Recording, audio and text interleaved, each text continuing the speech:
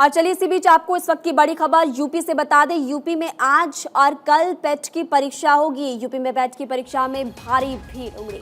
परीक्षा सेंटर तक पहुंचने के लिए मारा मारी भी अब छात्र कर रहे हैं, परीक्षार्थी कर रहे हैं। 37 लाख परीक्षार्थी पेट की परीक्षा देंगे। आपको बता दें कि उत्तर प्रदेश अधीनस्थ सेवा चयन आयोग की ओर से प्रारंभिक पात्रता परीक्षा पीईटी यानी कि पेट का आयोजन किया जा रहा है। और इस बीच आप देखिए स्टेशन पर परीक्षार्थियों की इस भीड़ को देखकर आप अंदाजा लगा सकते हैं कि आने जाने में परीक्षार्थियों को कितनी परेशानियों का सामना करना पड़ रहा होगा। सब स्टेशन, रेलवे स्टेशन पर सैलाब उमड़ आया है पेपर देने के लिए, नौकरी पाने के लिए, परीक्षा की तैयारी, लेकिन आने जाने में परेशानी।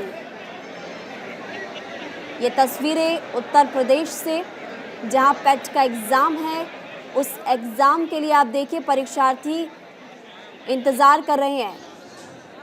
हमारे संवाददाता अवनीश विद्यार्थी इस खबर पर ज्यादा जानकारी देने के लिए हमारे साथ लाइव जुड़े हुए हैं। उत्तर प्रदेश अधीनस्थ सेवा चयन आयोग की ओर से प्रारंभिक पात्रता परीक्षा का आयोजन किया जा रहा है अवनीश, और ऐसे में तस्वीरें अपने तमाम दर्शकों को भी हम दिखा रहे हैं कैसी भीड़ वहां पर उमड़ी हुई है। आने जाने में परीक्षार्थी परेशान हो रहे हैं, क्या कह रहे हैं?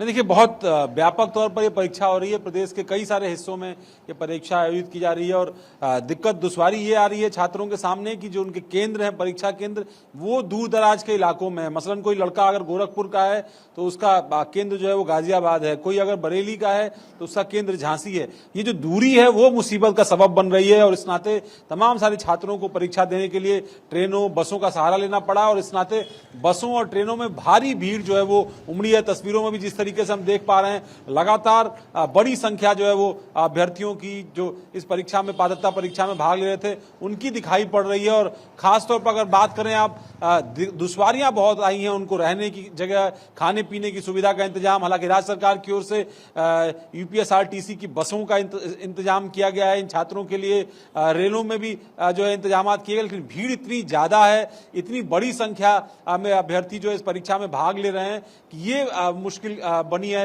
यूपी ट्रिपल एसएससी के लिए और साथ ही साथ यूपी सरकार के लिए भी इन परीक्षाओं के इंतजाम के लिए।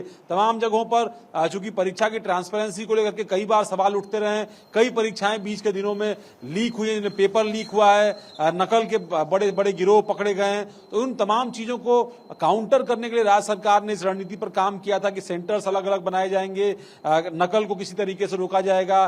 ट्रैकिंग के लिए लगातार एसटीएफ काम कर रही है, सर्विलांस ट्रैकिंग की जा रही है इस परीक्षा की। तो कई तरह की कोशिश की जा रही है ताकि पात्रता परीक्षा, जिसके माध्यम से यूपी ट्रिपल एसएससी के जो भी जो है एग्जाम्स होंगे उनमें आप क्वालिफाई कर जाएंगे आगे के चरणों के लिए। तो इसलिए ये बेहद अहम परीक्षा है और इसीलिए चूंकि बड़े पैमाने पर वैकेंसीज लोकसभा चुनाव से पहले उत्तर प्रदेश में सरकारी नौकरियों की आनी है, इसलिए लोग इन उम्मीदों के साथ इस परीक्षा में भाग लेने के लिए व्यापक संख्या में पहुंचे हैं। चूंकि इंतजामात सीमित हैं, इसलिए दुश्वारियां जो है वो बढ़ी हुई हैं और वही तस्वीरों में हम देख पा रहे हैं। आंकड़ा साफ हो पाया कि तकरीबन 37 लाख परीक्षार्थी इस पर एग्जाम देंगे। देखिए, लेकिन अब सरकार की तरफ से या फिर विभाग की तरफ से तो इंतजाम किए गए हैं, व्यवस्थाएं की गई ताकि चीटिंग ना हो या फिर पेपर लीक की बात जैसे कि आपने कही, लेकिन अव्यवस्था है और जाहिर तौर पर इस अव्यवस्था से छात्र बहुत परेशान। क्या आपकी किसी बड़े प्रशासनिक अधिकारी से इसको लेकर बात हुई?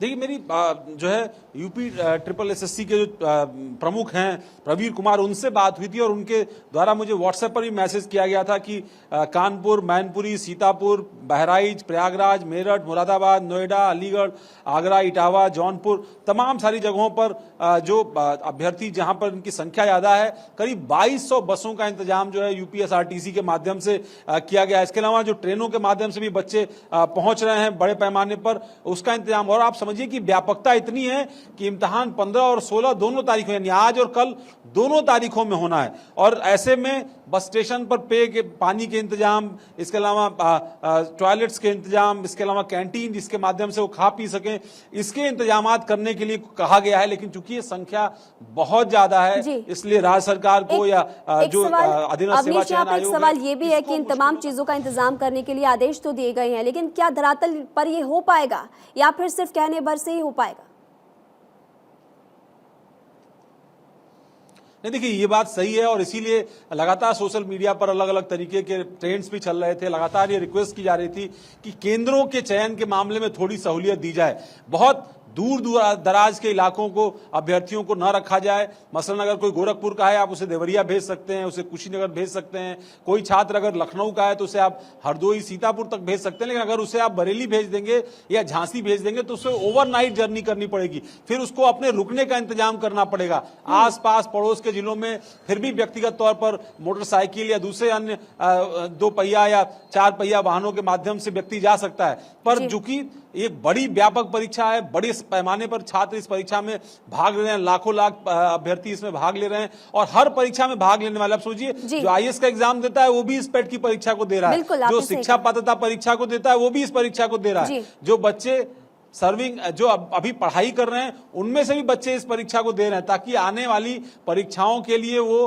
अर्हता उनको मिल जाए और आगे दे पाए। क्योंकि बेरोजगारी की संख्या बहुत ज्यादा है और ऐसे में महत्वपूर्ण मुद्दा ये उठाया है। जाहिर तौर पर तस्वीरों में भी नजर आ रहा है कि एक एग्जाम देने के लिए लाखों की तादाद में छात्र नजर आ रहे हैं, लेकिन परीक्षार्थी नजर आ रहे हैं, लेकिन परेशानियों का सामना उनको फिर भी करना पड़ रहा है। इस खबर पर आप नजर बनाकर रखिएगा। जानकारी देने के लिए शुक्रिया। तो फिलहाल तस्वीरें आपने देखी किस तरह से भीड़ वहां पर उमड़ी हुई है।